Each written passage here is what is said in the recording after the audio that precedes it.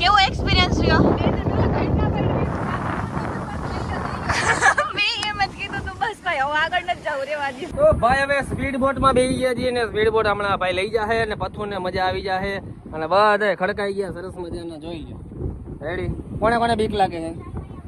બીક લાગે આમાં નો લાગે? ઓમાં તો બીક લાગી ને તને.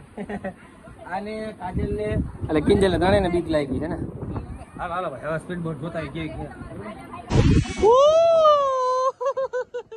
પકડી એક જો ને ગયા ભાઈ આગળ ગયા ભાઈ.